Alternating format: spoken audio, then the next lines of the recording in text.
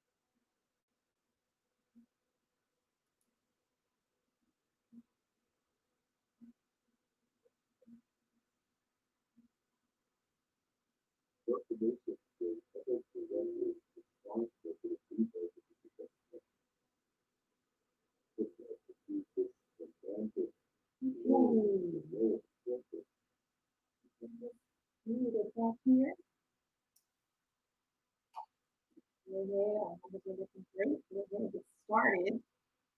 Thank you all for joining us tonight. It is, I just got so confused on what day it is. It's Thursday, June 11th. There you go. I'm doing better. June 11th, Thursday, 2020. I'm Christy Renee with Heads Up, and we are excited. We're exhausted, but we are excited to see you again and bring some more substance to the table on the SportsInfluencer Roundtable broadcast tonight. This is episode number 44. My favorite numbers. Our great president, Barack Obama, is number 44. So I can remember that one. That's a good number to remember.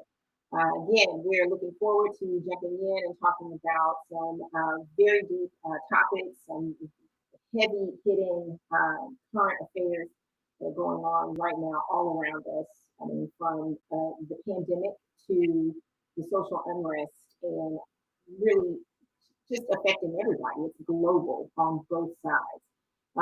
So we have some great coaches to talk to tonight who have incredible stories to tell. And so we're looking forward to jumping in with them.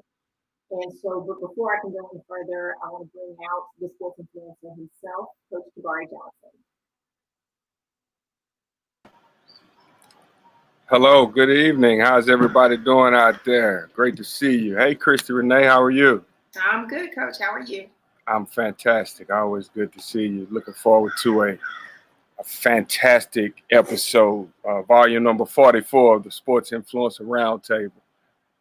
We got a lot to talk about. So much going on in this country, and a lot of people are fed up and asking for change. We're not asking for it. We're demanding change now, and it's just great to see everybody kind of stepping up and coming together for the greater cause. So looking forward to today's guests. We got two of the top college basketball coaches in the country here with us in University of Tulsa, head basketball coach Frank Haith, and Oklahoma State men's basketball head coach Mike Boynton will be joining us today, as well as Texas Arlington assistant men's basketball coach Roy Snoop Johnson will be on as well. Another special edition about this episode. We lost a fallen soldier recently in Jazzy Hartwell. So longtime grassroots basketball director, founder of the powerful DFW Urban Elite AAU basketball program. So we want to send our condolences out to Jazzy's family, his kids, all of his extended family, the community that's hurting. So we're going to use this time tonight to kind of show him some love. A lot of guys going to be calling in and commenting. And these coaches even going to be sharing some comments on some of their fondest memories. So looking forward to it. But before I get to all of that, before we bring them out, it's something special is going on in your city today. I'm not sure I'd call it special, but well, we have a special visitor in our town today. The President of the United States, Donald Trump, is in Dallas for I think it's a racial tension summit and a fundraiser of some sort. But I've been told that the protest has been underway, and it's been loud pretty much most of the day. So it's a lot going on in the city today. Yes, those seats are $500,000 per couple. $500,000. Yes, $540 million per seat. $540,000 per wow. couple. So roughly $250,000 per seat. Now, I was told that this guest list was so hush hush up until maybe an hour or so before the event. Is that your understanding too, that it's supposed to be a secret list as well as the location? I suppose they pretty much knew where they were going. The location is the home of is the Warren home, which is the father of Clyde Warren, where there's a park here above the highway named after him, Clyde Warren Park. It is his home up in North Dallas, and the church they were at for this roundtable was Gateway Church, again in North Dallas in the area. So yes, there are protesters out there on both sides, pro-Trump protesters, they're counter protesters, I guess, or they're supporters, I'm sorry, and then there's counter supporters, which are the protesters that are just protesting him being here in existence probably all the way around. So yeah, again, not so special in my book, but someone out there thinks it's a great big thing, and that's good for them. Yeah, well, and I was just talking to somebody a little bit earlier. I saw a statement that Senator Royce West put out about the incident that happened in Williamson County with Javier Ambler and the choking incident that happened last year, but it's just now resurfacing because of some police body cam. But I was just telling somebody, Royce West has publicly called for the resignation of that sheriff. And that's, it's a lot of buzz about that right now. So what are your thoughts on that? I think it's way past due. Some of the things that they're trying to put into place, even the city of Dallas right now, as far as just now banning chokeholds, just now holding peers in the workplace accountable. I've worked in corporate for half my life, and that was an automatic thing. You didn't let people get away with, I don't care what it was. You just had to have that was part of being your integrity, your work ethic. And so I'm just shocked. I'm disappointed. I'm baffled and just blown away by some of the things that are being implemented right now, just all of a sudden, because of the unrest. There's just a lot going on just in Dallas alone, not to mention globally. I mean, just the countries around the world on every continent are standing up. They are standing up, fist in the air. The foot soldiers are marching every single day. So I'm excited about it. Again, it's bittersweet. It's bittersweet. It should not take murder. And these are multiple murders. So that's the unfortunate thing. And it's been generation upon generation upon generation. But here we are. Yeah. Here we are. We're fed up. Absolutely. And it's in a lot of different industries. You can look at from sports to politics to education. People are fed up with inequality. And it's great to see that it's not just us this time. Not to say that it's always been us, but it's always primarily been us. But now to see these protests full of people who don't look like us, taking a stance and saying, enough is enough. And I was sharing with the coaches before we got on, it's going to take somebody that doesn't look like us, right, to get the change that we're asking for. So we got to do it too. What I appreciate the most about this movement is the allyship, being able to join forces.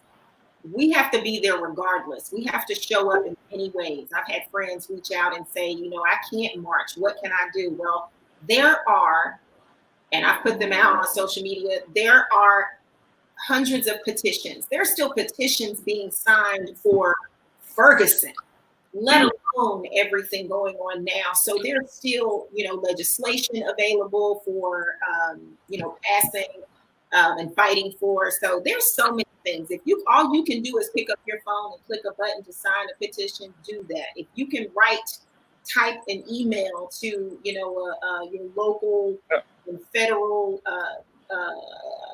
congressperson or, whatever politician, do that.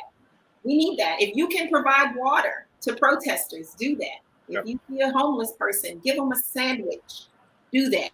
This movement it's bigger than just one thing. It's really multifaceted. So I'm impressed. Absolutely, absolutely. You've been on the front lines too, and I also want to commend you for taking one of your first steps to be a part of the solution by getting deputized. You've been voter registrar deputy for over the years now, and you just renewed. So commend you on that for being a part of the solution after the protests. And we want to encourage everyone else to do that as well. Everybody, let's get registered to vote. Let's let our voices be heard. Once the protests stop, the fire stop, all of that stops, we got to go and take action, and that's getting to the polls and vote. So let me just, while you're saying that, I just want to remind everybody that the cutoff for getting your voter registration set up is June 15th. So for primary voting in the primaries early, I believe. So, but I'm certain you can find that out there. If you go to your local county voting registrar site, you can find those details. But it's coming up very, very soon if we're going to vote in the primaries.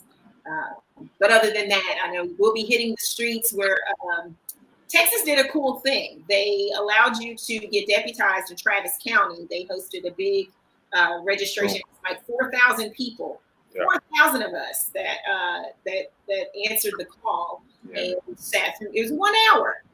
I was in my pajamas. It was the easiest thing I had ever done. And all you have to do is take that. Once they provide us with our certificates, we just take that down to Dallas County and get our card. It's like you'll get a little card. No excuses. Huh? No excuses. No, it was so easy. I thought it's a nice transfer ability. So that's, and hopefully they'll pass the provisional mail-in voting ballots, and that'll, now we can mail in our votes. That's going to remove even more excuses from getting to the polls and casting our votes. So that'll be really cool. Absolutely. So progress, it's happening. Yeah. We got a long way to go. Yeah. And there's some things that, again, are just don't make any sense that we're still fighting for. However, again, here we are. Absolutely. Well, let's go ahead and jump right in and bring out our special guest. The first guy that's coming to the table, born and raised in Queens, New York, spent most of his childhood growing up in Burlington, North Carolina, the one of 11 siblings, has a wife and 2 kids, been coaching almost 30 years now. Guy who's gotten it done on and off the court. Looking forward to having a great conversation. He has a personal testimony that we all are going to be blessed by tonight, and it is directly tied to his platform as a Division I coach and something that he went through 14 years ago that, still sticks with him today. So let's welcome to the round table, Coach Frank Haith. How we doing, guys? Appreciate you having me on. And before I get started, I know we're going to talk about Jazzy a little later, but I do want to send my thoughts and prayers to Jazzy's family and, true pioneer in grassroots basketballs. That's just not there in Texas, but all over. He was a legend. And we as coaches been around a long time. We appreciate Jazzy and what he's done for young people. Absolutely. Thank you so much for that. Absolutely. And next up to the round table, we have Oklahoma State men's basketball head coach Mike Boynton, former player at South Carolina, earned a college degree in African American Studies, has a wife and 2 kids, one of the hottest young coaches in the country. Welcome to the show, Coach Mike Boynton. Hey, everybody. I appreciate you having me. Jay, Christy, Renee, Coach Haith, good to see you all. I'm thrilled for the opportunity just to be here and discuss. I share the sentiments of Coach Haith and obviously want to show my respect to Jazzy and his family, and didn't have a super close relationship with him, but definitely knew his impact in the Dallas community and what he meant to so many people in that basketball community over there. So respect to him and his family. Absolutely. Thanks so much for chiming in with us, guys. Let's dig right in. Coach B, I'm going to start with you. Been a lot of buzz in the media recently about your program and the recent NCAA sanctions placed on the program. Talk a little bit about that. Tell us about what happened, what's behind it, and what the future is of the program moving forward. Yeah, I don't want to take up a ton of time talking about that. We got bigger issues to deal with, but just the nickel version, if you would. Obviously, a couple of years ago, the FBI, was kind of doing an investigation into some activity in college basketball. It involved a coach that was working here at the time. We found out about it, and unfortunately, that led to an NCAA investigation, of which they found no involvement of anybody else in our program, certainly not me. They found no recruiting violations. They found no lack of institutional control. We never played an ineligible player. We never got a player out of this deal. And what happened on Friday was really just a total unjust punishment that some kids who really, most of which were like 14, 15, 16 years old when this was going on, are going to have to bear the brunt of. And it's just disappointing. If you ask anybody in the NCAA, whether it's a coach, an administrator, even the people in Indianapolis, why they do what they do, they will profess to you that they do this for kids. And they will say it with a straight face and they'll try to convince you that this is what it's about. This decision is not about kids. It's about power and influence and them kind of asserting themselves back in a position where they can say, we're really in control here, and it's really sad. So, we're still excited. We still have a lot of good things going in our program. I got really good young men working with us, and we're trying to help achieve their goals. And we'll have a chance to appeal this decision. And I definitely think we have a good case to present, and look forward to that day. But in the meantime, I'm focused on trying to help these guys make decisions as to what's going to be next for them, and hopefully most of them will continue to stick with our program, and we'll have a chance to have a lot of success together. I'm glad you mentioned that, because of all of the bad news that you guys received recently. I want to say something about one of the most encouraging things I've seen in a long time, and it speaks volumes to you and who you are as a coach. But to hear these kids in the program and recruits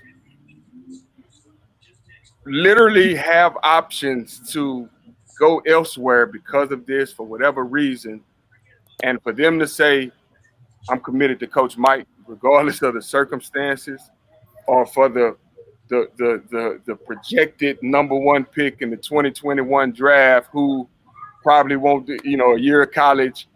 He's even saying, I'm sticking with Coach Mike. That speaks volumes too. So talk a little bit about what that means to you as a coach, to hear guys like Isaac come out and say, I'm staying committed to Coach. Well, for me, I hope it means that for my mentors, the guys that taught me how to do this business, that I'm honoring that by the way we run our program, that our players, no matter the circumstance, believe in who they're doing this with. And obviously it has a little bit to do with me, but I got a really good staff as well, and a bunch of guys who pour their hearts into these kids every day. We give them everything we have. They know we care about them beyond them being basketball players, and they see the big picture. And so they understand that even though you go through some adversity, if you're family, you stick through that adversity together. And we're seeing that by some of the comments these guys are making. And I'll be even more committed to making sure that we fight for them and their opportunity to have success as a team at the highest level coming this season. Absolutely. Good stuff. Coach Haith, let's turn it over to you a little bit. Seasoned veteran in the coaching game. Talk a little bit about some of the places you've coached and some of the things you've been able to do in your coaching career. Places I've coached, man. How long is this segment, man? Oh man, I grew up in North Carolina. You said I was born in Queens, and Mike's a New York guy too. So, but I started at Elon as a student assistant. Then I got my first college job as a GA at Wake Forest, and then I became a full-time coach right after that at UNC Wilmington for a couple of years. Worked for Kevin Eastman. And then I worked for Tony Baroni at Texas A&M for a couple of years. I worked for Jerry Dunn at Penn State. I came back to Wake Forest for another 5 years, and then I at Texas with Rick Barnes before I got my first head job at Miami at 38 years old, and I spent 7 years at Miami, University of Miami, and then I was 3 years at Missouri, and after that, now I'm at going to my 7th season at Tulsa. So I've been blessed, just listen to Mike talking about his mentors. I've worked for some tremendous coaches and learned so much. I actually was with Dave Odom when Dave took the job at Mike. Mike was still playing at South Carolina. I had a little bit of stint there, spending some time with him before I went to Texas. And it doesn't surprise me what he's been able to accomplish as a coach. And he's a star in this business. And you talking about his players and being committed to him. He's, his personality in terms of how he's recruiting and building that program, it doesn't surprise me. But I've been blessed, and I've been, I've had some really good people to work with me, and longevity in this business is tough. And going into my 17 years as head coach, like I said, I'm pretty honored, and I've had some good people to help me along the way to get to this point. Absolutely. Outstanding. So, hey, before we move on, if I could just interject real quick, Coach made a really smart move back in 2001, I believe. He showed up at South Carolina for a couple of weeks on Coach Odom's staff. I never really gave him a whole lot of grief about this. But, I was the point guard of South Carolina, and when he got to Texas, he had TJ Ford. So I think he made a good choice. He decided which point guard he was going to let help his career. You were a great point guard in your own right, buddy. You know that, man. Come on now.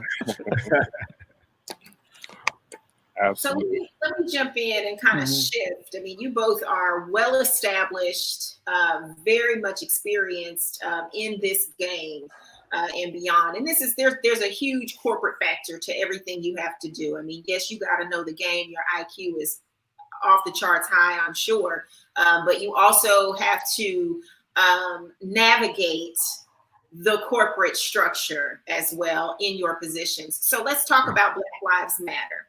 It is more than a moment. It is a movement. What are your thoughts about it? How does it apply to each of you in your day-to-day lives? Because last I checked, we was all blacks in here. They're like, we don't get to take that off, no matter with the ball in your hand, with a book in your hand, none of that. We can't change it.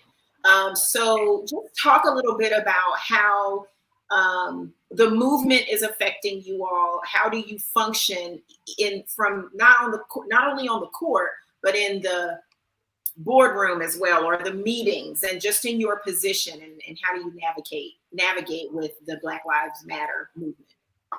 Well, Chris,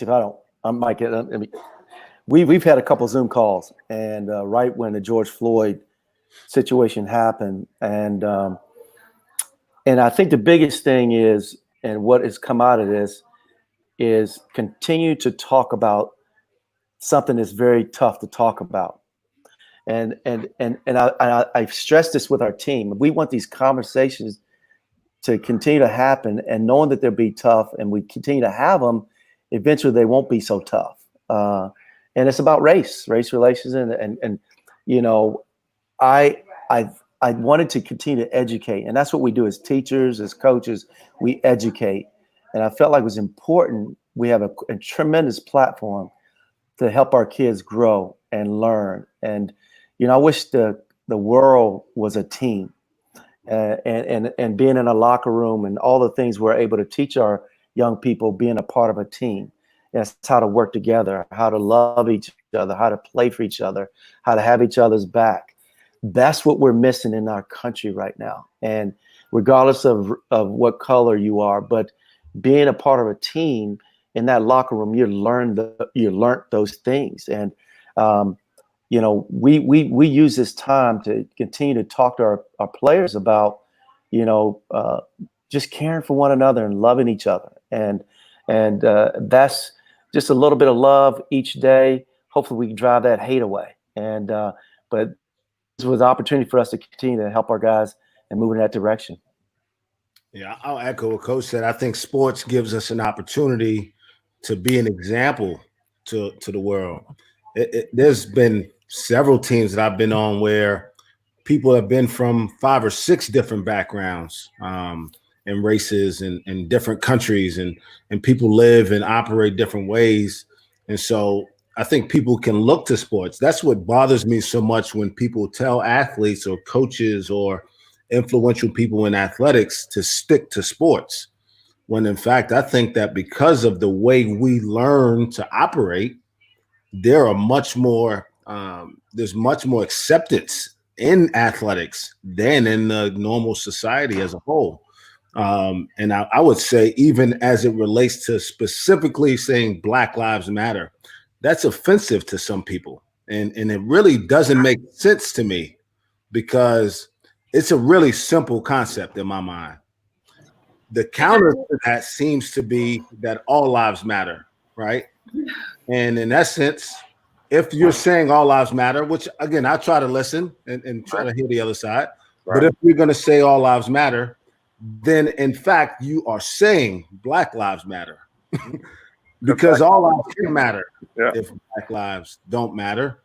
And I heard someone reference last week to me the analogy of a house being on fire in a neighborhood.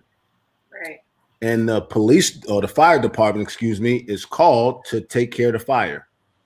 Well, that fire truck, I hope, doesn't stop at every house along the way because all the houses are nice and they matter and goes to the house that actually has a problem. And it's not that the houses that aren't on fire don't matter, but the house that's on fire needs attention now. And that's all that's being said is Black lives matter also. Right. Black lives matter because all lives matter. Yes, right. Yeah. It's inclusivity. Absolutely. There's a comedian, I'm sure you all know Michael Che from SNL. Yeah. Saturday Night Live, and he has not an HBO, he has a special on Netflix, I believe.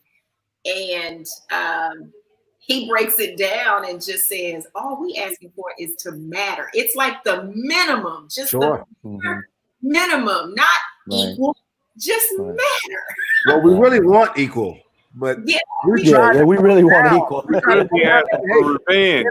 Oh, you saw that interview? You saw that?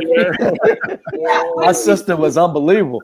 Yeah, if you see the different slogans, it's always been civil rights and matter. So just be civil to us, and we just want to matter. Like those are the bare minimum. Yeah, Coach Haith and I are really fortunate, right? There are only 2 Black head coaches in the Big 12. Wow. Yeah. I don't know the numbers in your league, Coach. We actually have 6. They probably are leading the charge. There are none in the Pac-12, 0. Wow. Until Juwan Howard got the Michigan job last year, in the Big 10, there were 0. Wow. I mean, I think the SEC has a couple, the Big East has a few. So in a lot of these jobs, there's just not enough representation. And so, Christy, we want equal. We'd like to have more of those opportunities. Yeah. But we're saying, all right, can we just matter? Like, can we get to just a little bit? It's jokingly, but I'm saying we even just to ask for the bare minimum, and for that to cause such unrest, such activity that has just ripped through the globe right now is just amazing. When most groups are asking for equality, and yet Black people are still having to just matter. So I want to ask. Go ahead. I just want to ask, part of my question was also just talking about the courtroom and not the courtroom, sorry, off the court, but in those boardrooms and the meetings and in your positions, as you just mentioned, the numbers, the representation of Black people is so limited in a sport that is dominated by Black people. How do you feel moving forward as far as upper level executives that are on your college campuses? How is the representation in that realm as far as the people who hire you, who bring you on, you have to work with, you have to answer to? What does that representation look like? And are you hoping that if it's not right, it gets right? Well, is that number for coaches' standpoint is low? It's even lower in athletic directors, the people that are hiring you. So I'm very fortunate that I have a Black athletic director, and he's awesome. And matter of fact, he and I are doing a Zoom call tomorrow with we had one already early with our head coaches, and now we're doing another one tomorrow that everybody could see, and just basically talking about some of the same things we're talking about here tonight. And I think that's our job, is to continue to educate and help people understand, what it's like being in this country, being Black. But we don't have enough in those positions that are hiring. And it's very few. And like I said, it's even less than the numbers of Black coaches we have in this profession. Yeah, I agree. There's so many times that I walk into a room of influential people on our campus or in our profession, and there's very few times. There's many more times where I'm the only Black person in the room, and so we carry that Blackness with us. It's not spoken about much, but it is well known. And I think now is an opportunity to start having conversations about how that can, how we can change that. What can be done to give more people opportunities? And so I think as we continue to have these conversations, as Coach Haith said, we can't allow the discussion to leave. We can't allow this one to fizz out. And we got to make sure that we continue to demand that, when guys are ready and prepare for opportunities, that they get their shot.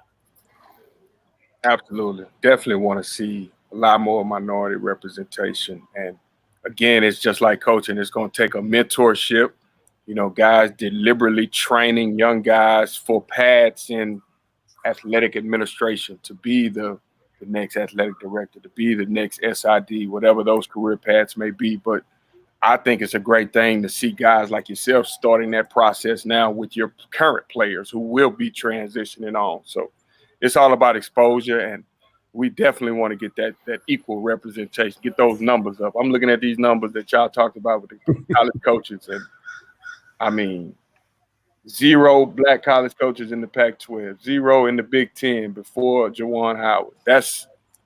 We got to get that fixed. There's too many good quality coaches of color out there for there to be no representation, in some of those major. So with Coach Haith saying that there's 6 in the American, you include them as a power 6, I think there are 15 total Black head coaches.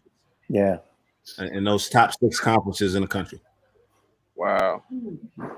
And it's 70% at least, maybe higher than that, of those players are Black. Yeah, it's 12 out of 13 on my roster. Yeah. So. Wow. Wow. And from what I hear, I think the numbers in football may be even bigger there, because their numbers are just bigger anyway. Sure. It's incredible. That's definitely, they need some. But I think what Jabari said is we got to strategize and be more intentional about training, guys to do that, because I think that's kind of how they got a head start. And I don't want to talk about specific coaches here, but guys are groomed to get these jobs. We know who they are. We see them. All of a sudden, the dude's a head coach at 29 years old, and you're like, man, how'd that happen? Yeah. I'm sorry, y'all forgive me. I feel like I could say anything just because I'm the most new party here, so I'll just say what everybody might be thinking. Yeah.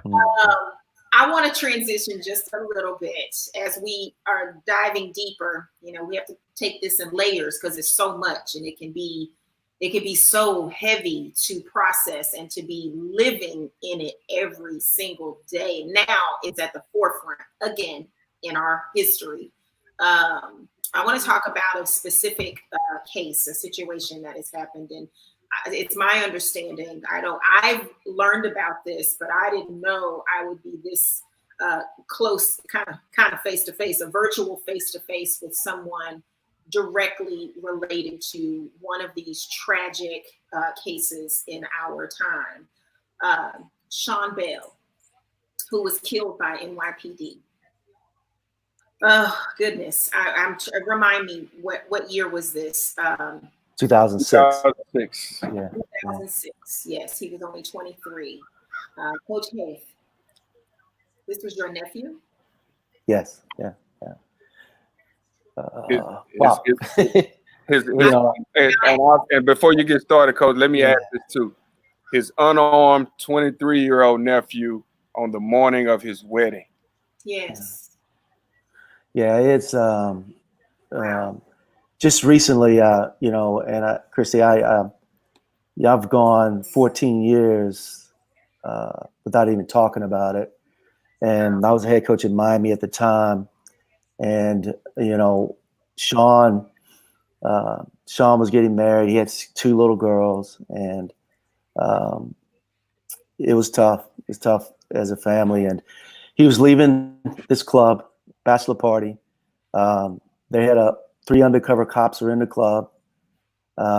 Sean's leaving. It's early in the morning. He had a little back and forth conversation with a gentleman. The gentleman leaves. That was nothing. But then he's followed on his way going to his car, and the officer didn't identify himself.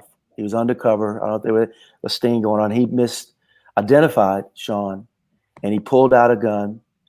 And what do you do? And you're in New York, and you're in Queens, and you're anywhere. Guy pulls a gun on you. Sean gets in his car. He's trying to leave, and this officer and 2 other officers, they unload 50 shots into the car, and no drugs, no weapons.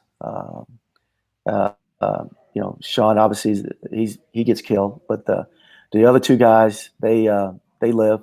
One guy is shot 14 times, Guzman, and he survives it. And you know, we don't have cell phones back then. Obviously, it wasn't caught. I mean, so many. I mean, we can go back, you know, 50 years. I mean, this has been going on for a long time. There's a lot of these cases, and this caught a lot of buzz because Sean was, you know, there was no weapons, there was nothing, and it was, you know, I mean, 50 shots. I mean, come on. I mean, seriously. And I said on that when I talked about it, how it was difficult for me, and I felt guilty, and it really hit me with the George Floyd situation.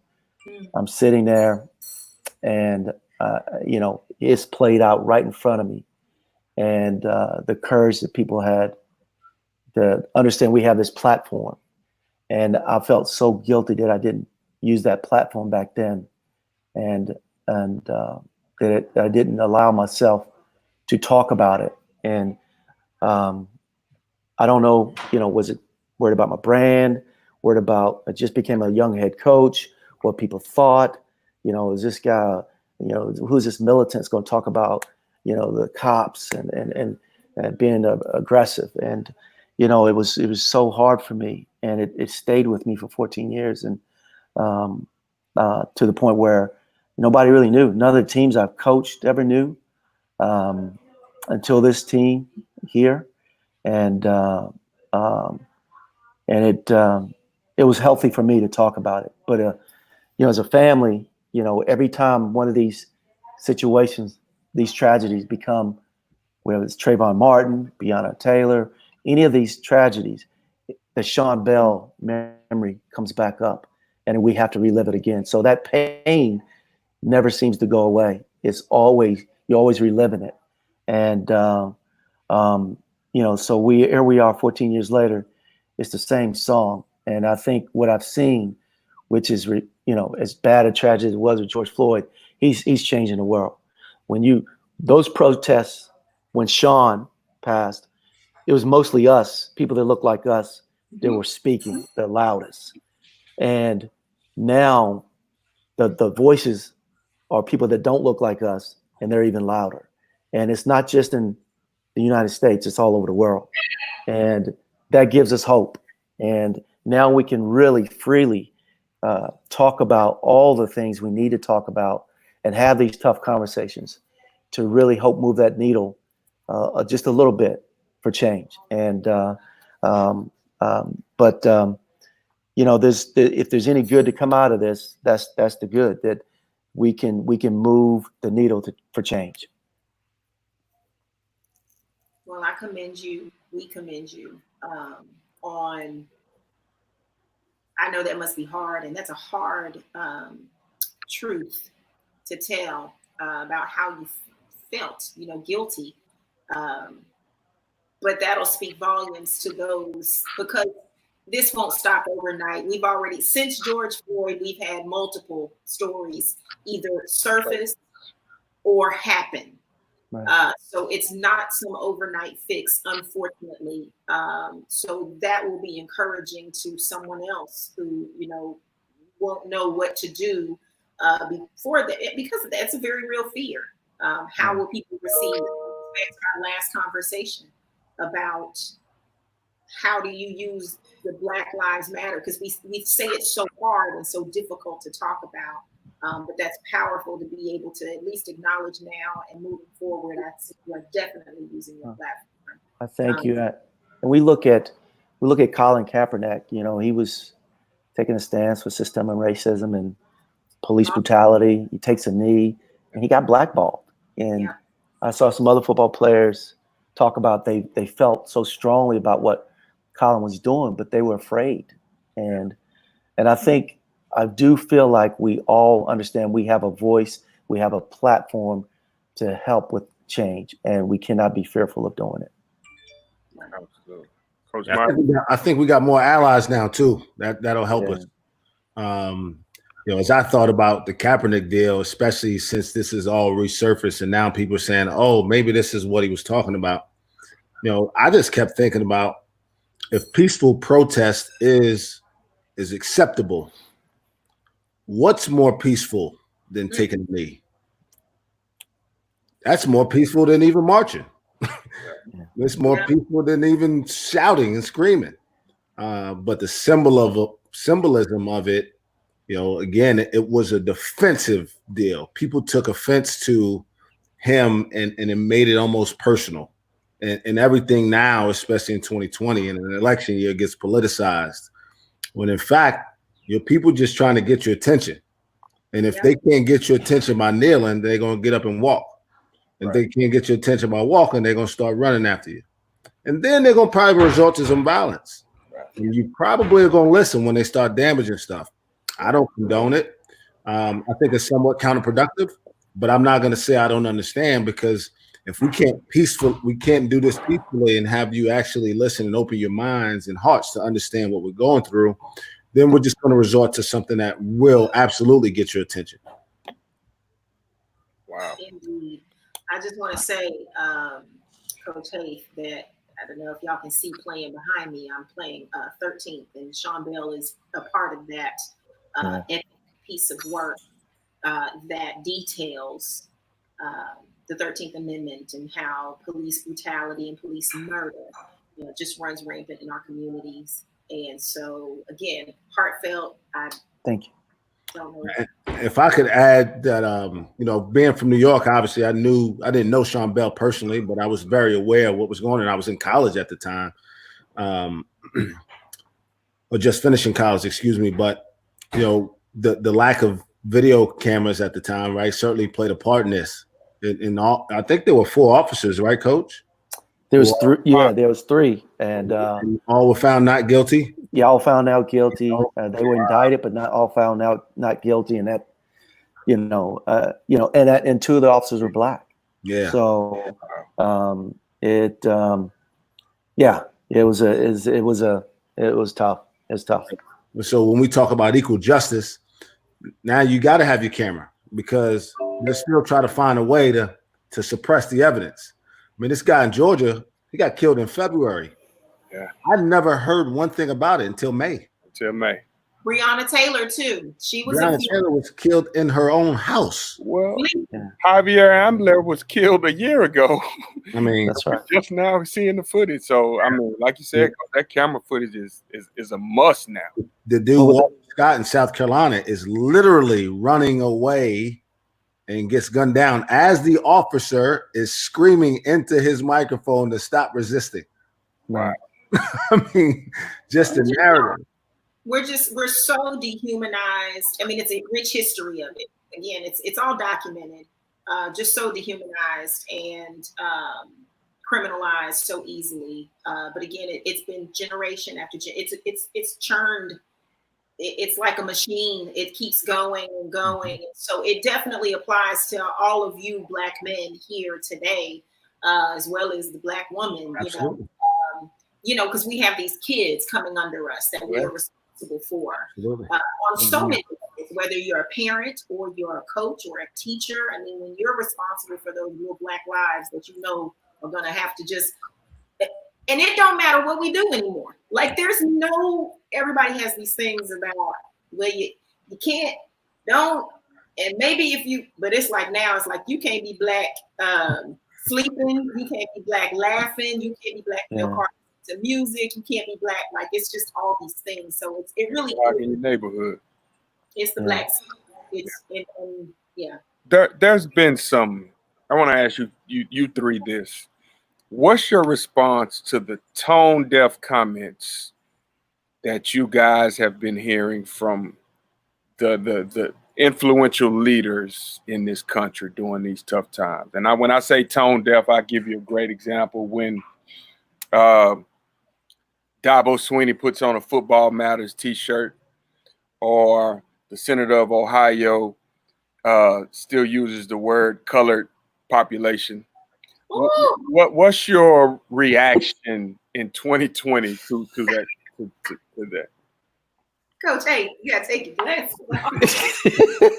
Well, I don't know if we can talk about that one now. Oh, Lord of mercy, Jesus Christ, help me. Oh my God. Is it implicit bias? I mean, are we ever going to get past the implicit bias? Well, I don't know if we ever get past the implicit bias. Okay. Yeah. I think we can get past the explicit bias because cancel culture is real, right? I think we saw that with Drew Brees last week. It took about 2 hours before he was trying to get with his PR people to figure out how to back out of those comments. Right. Because Ed Reed was on him and LeBron is on him. And, now it's like, whoa, wait a second. And then it's self-preservation at that point. Yeah.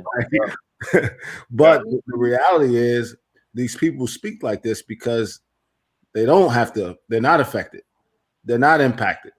And they get the privilege of living in a society where their color isn't a threat.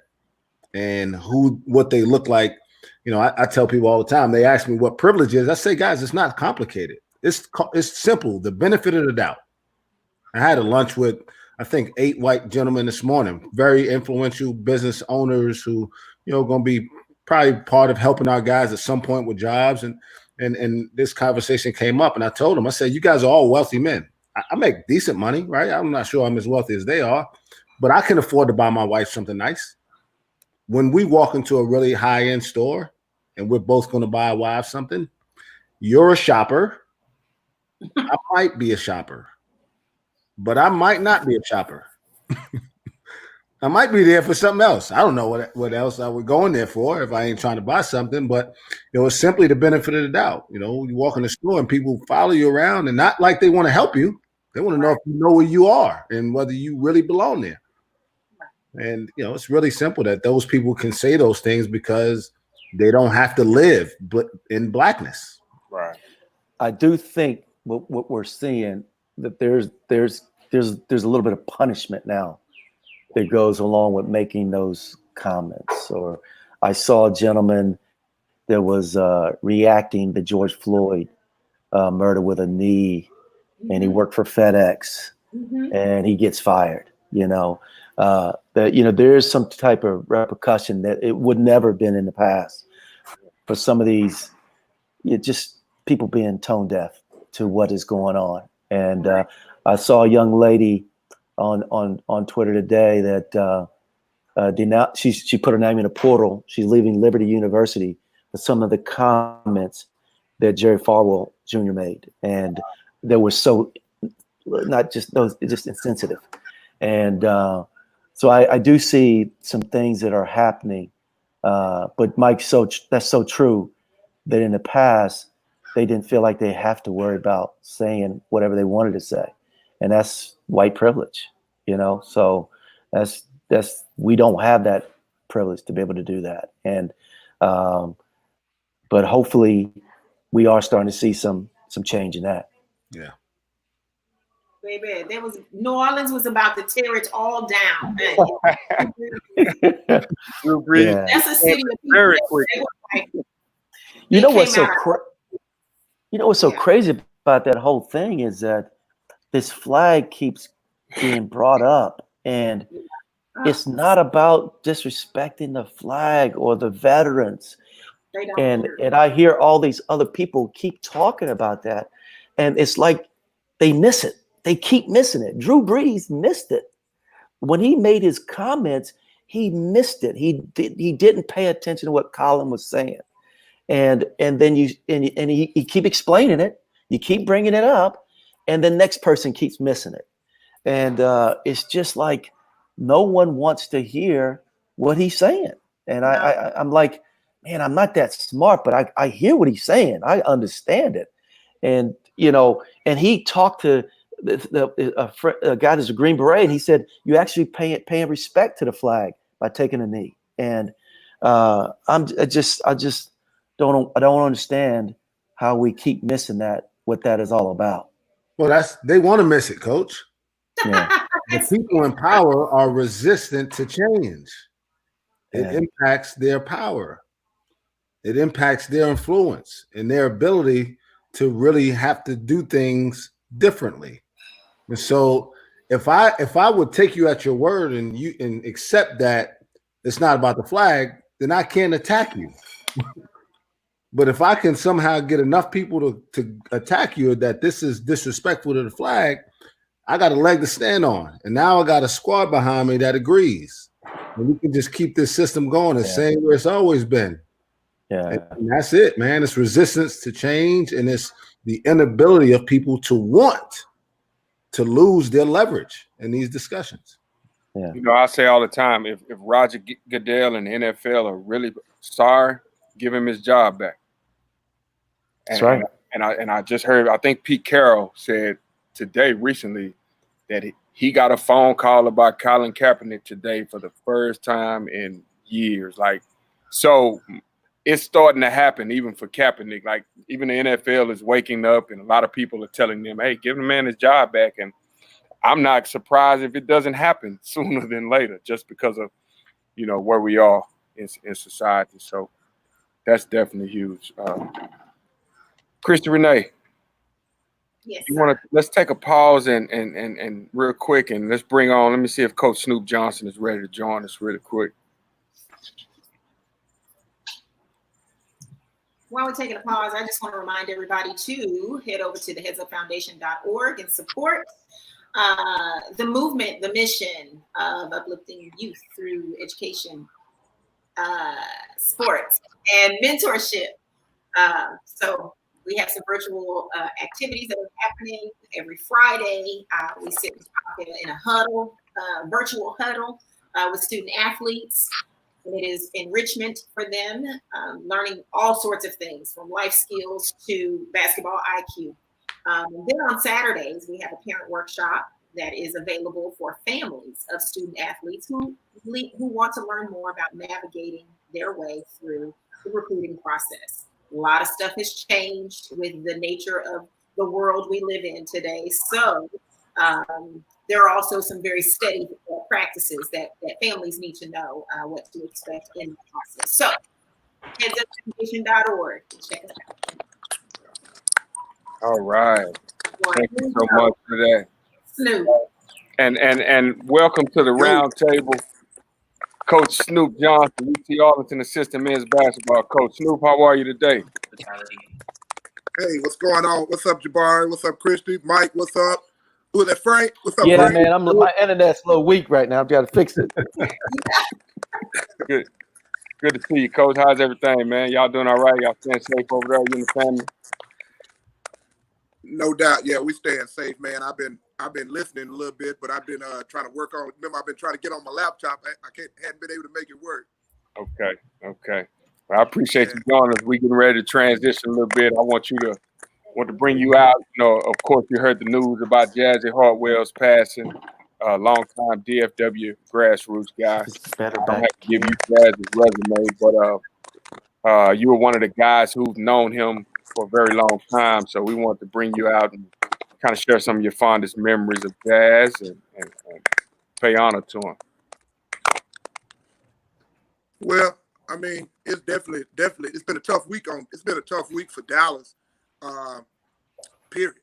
Dallas sports and Dallas administration. I mean, we've Jazzy's been the fourth The call battery's for me. low. You know, the fourth Battery's step. You know, we last week we lost Coach Pete. You know, longtime football coach, South Oak Cliff. A lot of the guys now know him as working over as the stadium manager at Ellis Davis and Kincaid Stadium. Then we lost Jimmy Gales. Jimmy Gales recruited me at the University of North Texas, but I've been knowing him since I was 3 years old. Yeah. You know, Jimmy Gales on Friday, and then Leon Hamilton was the assistant principal that hired me at Kimball. But Leon Hamilton passed away Sunday. Wow. And then to get this news on Jazzy, man, was just devastating. It was devastating, man. It was devastating. Jazzy he's the true definition of grassroots, you know, because a lot of the guys that you hear talking right now about Jazzy goes all the way back to when he was coaching fourth and fifth graders. Yeah. You know, At the at Moreland Y. Y. Yeah. So, you know, I mean, that's the thing about Jazzy. I mean, Jazzy, the one thing I can say about Jazzy is that Jazzy is about as loyal of a person. If you're on his side, he's to the end of it. You know, he's loyal, and that's the thing that he expects from people around him. He's expecting that same loyalty. You know, so you know, the one thing last time I talked to him about a week ago, Jazzy, you know, the one thing he was just talking about was about these young guys that he's, you know, mentoring, and how proud he is of these guys that's come up in his program. And, you know, it's time for guys to step to the side and mentor these guys. So, you know, it was really great to hear that and have those conversations with him, to know his appreciation for the guys that he was looking to bring on for the next chapter. Right. Absolutely. No, Jazz is definitely one of those pioneers, man. You mentioned the Moreland Y coaching fourth, fifth graders. That's when I first met him, way back when I was a sixth grader, messing around over at the Moreland Y. And, you know, he's always been extremely graceful with me and welcoming and professional. And, you know, Jazz was one of the first guys when I first retired from playing, and you can remember this, Snoop, I was slowly getting back into this side of the business. Jazz was one of the first guys who welcomed me in and come work with my guys at This Is Shady and all of those guys at first group. So ever since then, man, he's always been a great figure to me in the game, guy who was, you know, again, graceful and always doing whatever he could to help, and was dedicated to the kids. You know, people underestimated just how dedicated Jazz was, but he was even doing little league football, Snoop, you know, that and tied into that Redbird Raiders situation. So, you know, definitely gonna miss him. Definitely gonna miss his influence. You know, put a lot of players in school, a couple guys in the NBA. I mean, he's true grassroots, as you say. Yeah, he's definitely a true grassroots guy, man. And then I mean, you know, and I mean, like I say, the main thing about Jazzy, man, is just that I think stands out more than anything is just his loyalty. You know, I mean, and sometimes I've been on the other end of that. You know, I mean, you know, when I met Jazzy, you know, I mean, and sometimes I've been on the other. Are we here? We here. Okay. Yeah, I was just saying when I first met Jazzy, we had like 3 guys. We had like 3 guys at Kimball that played for him at the Moreland Y. You know, and then the next year it ended up being 4 because Brandon Thomas, who's the coach at Faith Family right now, he came back to Kimball from Adamson. So, you know, we had 4 guys that played on Jazzy's team. And, you know, back then I remember, you know, Jazzy used to go to the country with us. You know, he used to go to the country with the family because my brother used to work with him down in Moreland Y. That's how I met him. You know, and I've just been knowing him a long time, man. We got a relationship that a lot of people from the outside, you know, wouldn't know. You know, just wouldn't know. And you know, it was tough to hear about it the other day. And, you know, I try to really stay away from it, you know, after talking to Galen and knowing that they hadn't pulled the plug. His parents was coming. So, you know, until I got that call, I was just really trying to stay away from it, you know, because, you know, where there's a will, there's a way, man. You know, and there's there's a God that's bigger than all of it. Absolutely. You know? Absolutely. Well, Coach Snoop, talk a little bit about, before I let you go, I know you got some things going on with the fan. Before I let you go, talk a little bit about your thoughts and reactions on what's going on with everything, and what are some of your players doing to let their voices be heard during these times? Say it again, Jabbar. I said, what are some of your players doing during these difficult times to let their voices be heard?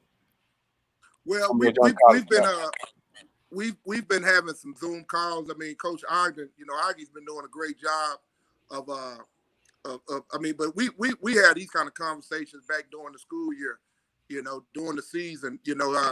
Oggy's big on that. He's big on that, man. I mean, he's really big on that because we got guys from all over the place. I mean, we have all kind of, guys from the Bahamas and Trinidad and Belgium, and I mean, and culture and, and diversity.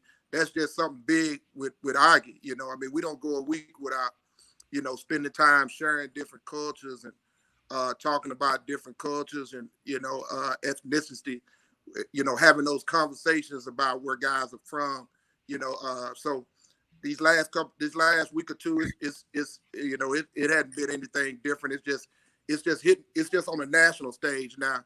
But we've been having those conversations, man, all year long for the last 2 years, so, but it's crazy.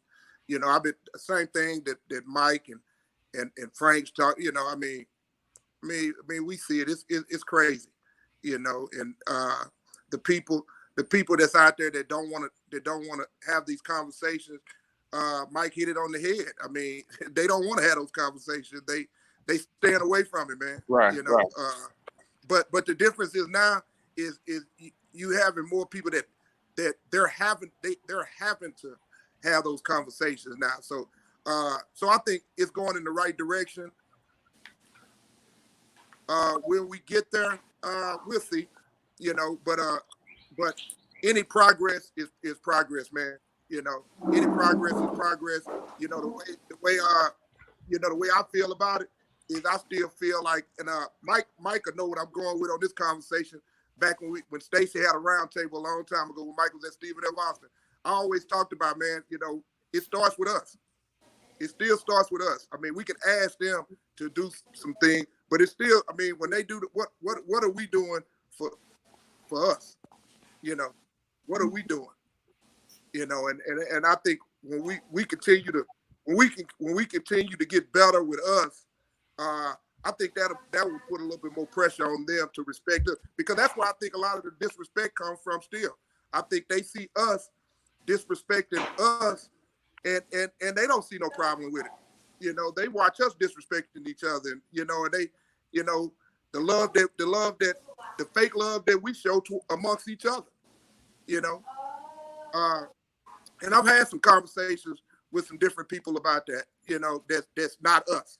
And they see us, and it really alarms them. I'm just talking in a basketball world now. I'm talking about in the basketball world, Jabari. But this whole thing starts with us. It starts with the respect that we have and the love and respect of helping us. Once we start doing that, we can go in the right direction.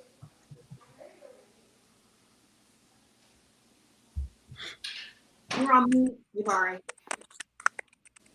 My apologies. Before we let you guys go, we want to talk about some real solutions for change and some of the things you guys are doing to use your platforms moving forward to affect change right where you are as head coaches and assistant coaches with the young men and some young women on campus that are under your leadership and looking up to you. Coach Haith, you want to take that one? Well, the first things we did once we talked about Black Wall Street a little bit, and I wanted to educate our guys about what that was all about. So when we had our Zoom call, we talked about the three recent tragedies, and Breonna Taylor, George Floyd, and Ahmaud Arbery. So with that said, we wanted to figure out how we can honor those three guys and also put a little educational piece on it. As I told you, I didn't know about Black Wall Street until I got this past year, and I saw, Russell Westbrook and LeBron James were going to do a documentary on it. So we had a unity walk. We called it a unity walk, so no one would be offended. But it's not a protest. It was a unity walk, and we started at 10 o'clock. We got together at 10 o'clock, and then we started our walk at 10:14, which is George Floyd's birthday. So we did that to honor him. And then we got down to the end of the corner, and we had a moment of silence for 27 seconds. And Breonna Taylor turned 27 on Friday. So that was to honor her. And then from that point on, there was the walk to the Greenwood Culture Center was 2.23 miles. And that was Ahmaud Arbery's birthday, February 23rd, to honor him. And then once we got to the Black Wall Street, the Greenwood Culture Center, it wasn't open, but we finagled our way. We saw someone in there, and he allowed us to come in. And that was a tremendous, tremendous educational piece for not just our players, but for our staffs. And we spent a lot of time in there looking at some of the artifacts, some of the stuff that was about Black Wall Street. And I thought it's something I'm going to do consistently with our teams, and to continue to educate our young people, which I think is extremely important. Wow. Great stuff, Coach B. Yeah, you mentioned earlier my background as I went to the University of South Carolina and majored in African American Studies.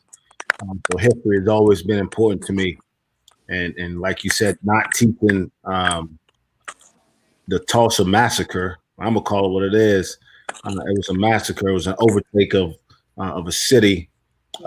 Is really just there's no excuse for it, because we can't learn from anything that we can't be better at something if we don't learn from what we did before. It's no different than being a basketball coach. I draw up a game plan and we go to UT Arlington or play Tulsa and we lose. I come home and I figure out, well, need to watch that film and not make, next time we play those guys, we're going to do this different. And to try to erase history is a sad way of not allowing progress to be made. So I take every opportunity possible to teach our guys about people that they don't hear about much. There's this book that I've been reading with my own 7-year-old son. It's called The Fierce 44, 44 Influential African Americans in the History of Our Country. And they talk about people you don't even hear about in the mainstream of history. Ella Bakers and Louis Armstrong and people who've been really impactful. But at the same time, how do you do it moving forward? We got to teach these guys the impact of a system that they're going to live in moving forward. And there's been a lot spoken about the inactivity in the voting process for African Americans. I think our highest voter turnout was in 2012 when President Obama won for the second time. We got to keep those voices going, and we got to make sure that beyond the presidential election, we understand how these local deals affect us. That's where the real change happens. Right. The way you get change in your police officers, make sure that you got to vote for a police chief. You got to vote for a judge. You got to vote for a solicitor. You can't ignore those. And especially, I read President Obama's website last week. Many of those contests are decided by small numbers because there's so few people actually voting in them. So if there's only 500 people voting, 200 people makes a big difference. So if we get people voting in these local elections, we can make a difference at the local level. We worry about the national level. We got to take care of Tulsa, Oklahoma, and Arlington, Texas, and Stillwater, Oklahoma. We got to start there, and the people that we can impact on a day-to-day basis. And I say all that to say that we never miss an opportunity to use something that's in real time as an example for our guys. And we don't hide from anything. I was a little reluctant to show the video of George Floyd's death because I had watched it twice myself. But I wanted to make sure that I was perfectly clear that everybody on my team had saw it. And as hard as it is, we got to take those difficult moments and be able to digest them so we can learn this was absolutely wrong, can't be acceptable, and we have to stand up and demand that something like that never happens again. Wow. Great stuff, Coach. Great stuff. Coach Snoop, Yeah. you want to touch on that a little bit? Yeah, I'm gonna touch on it just a little bit. I just want to ditto what Mike just said, man. Just as far as educating our students, educating those athletes on, on how to make progress, and just educating them and talking to them about the voting, how important voting is, and how it's not just the president, it's the local levels, and he hit it on the head. It starts with our areas. It starts in Tulsa. It starts in Arlington. It starts in Stillwater. I mean, if everyone can take care of home, we can make some progress right there. And one of the things that I want to touch on as well, Jabari, going off there, is that we do up there at UT every year during the Black History Month.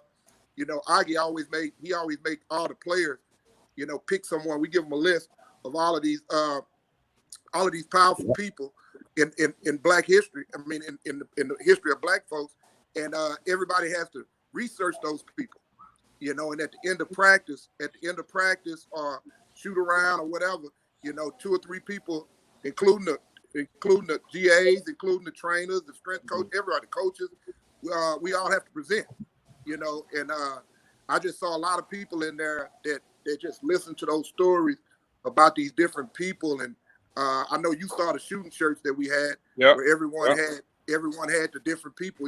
I had Harriet Tubman, but I mean, some of these guys never heard these stories, and I mean, and when you hear these stories, it make you it make you appreciate, the things that these guys have right now, and it tells these guys, hey, they went through all of this. I'm not giving the effort. I'm not doing my part. Right. And that's the mindset. That's the mindset that everyone should be in. Just, am I doing my part? Am I doing my part? Because those people in history, they did their part. They sacrificed their part. Colin Kaepernick is in history right now. He did his part. He did his part. And so right now, Jabari and Christian Renee, you doing your part. And I mean, it's not going to always be on the national stage. I listen to Jim Hicks and Robert Haller. They're doing their part right now. Right. And that's what we have to do. Everybody has a little part. Just do all of these little parts. And educating and doing our part. And I think we'll continue to progress, man. Wow, that's fantastic, gentlemen. I want to say thank you so much for your time here today. This was very encouraging for, I'm sure, everybody that was watching. I want to say this too, and I'm speaking to the wrong audience in these 3 on the call, but to any coaches that are out there watching, please, as a team on November the 3rd, give your guys off and take them to the polls and let them vote. Do it as a team. Do it together, and let's lead by example. That's a great way. I have coaches ask me all the time, especially white coaches. Well, what's one thing I can do to do my part? That's one thing you can do is get your teams to the polls in November. If you guys need to get registered to vote, call us. We'll make it happen. But that's something that everybody can do across the country. You guys are very, very powerful, have a lot of influence. Coaches impact more lives in a season than most people can do in a lifetime. So I'm charging coaches to really, take the lead on this thing, man. And if you got to take them by the hand, charter the bus, drive them in your cars, give them the day off, even if they don't deserve it for whatever reason. Please, I encourage you. And then also, let's start. A lot of coaches are already doing this, but we want to see more coaches doing this. Let's bring that local law enforcement into your programs preseason and let those kids have real conversations with law enforcement, because the reality is when Isaac Likely takes off his Oklahoma State jersey, when DaQuan Jeffrey takes off his Tulsa jersey, when Kip takes off his UTA jersey, they're black men. They're black. and as athletes, I've been there where you kind of get a false sense of reality as the black student athlete in those times because they will give you the benefit of the doubt. But once you are no longer an athlete at the University of Texas or the University of Kansas or whatever school, it's a little bit different now. You looked at it a little bit different. You don't have the protection of. I would say even this, Jabari, it's not. You could still be the athlete there, but if you ain't in uniform, There you go. Yeah. Right? That uniform on your car, you driving from Arlington to Richland, you ain't got that uniform on. They don't know your name. What's that boy you had up there with the they don't know. Yeah. Absolutely. I told our guys exactly that. I said, guys, don't get confused now. We train you up. We want you to be the biggest, the strongest, the fastest. Those same things are threatening characteristics out there in the street. Yeah. So when you drive in that car, make sure you give yourself a chance. Yeah, and for the parents that are out there watching, I want you guys to pay really close attention to the coaches that are speaking out and allowing their athletes to speak out on this, the biggest moment in our history, because it'll tell you a lot about their characters. And in a few months, they might be coming to sit in your living rooms, and you're gonna want to know that this coach is gonna have your kids back when situations arise that are way bigger than basketball. So, parents out there, please keep that in mind. But Coach Haith, Coach Mike, Coach Luke, man, thank you guys so much. I'm humbled by your presence. Again, this was fantastic. I'm better for being around you guys and soaking up this knowledge. And we all committed for change. Thank you guys so much for your commitment. Appreciate Well, it, man. thank you, Jabari. Thank you, Christy. Thank you, All Chris. right, fellas. Appreciate it, Barb. Appreciate it, y'all.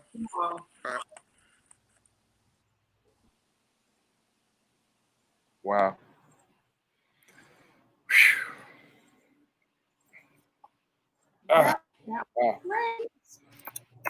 Great show. Thank you again to Coach Haith, Coach Snoop, Coach Mike, the Tulsa, Arlington, Stillwater communities for supporting tonight's broadcast.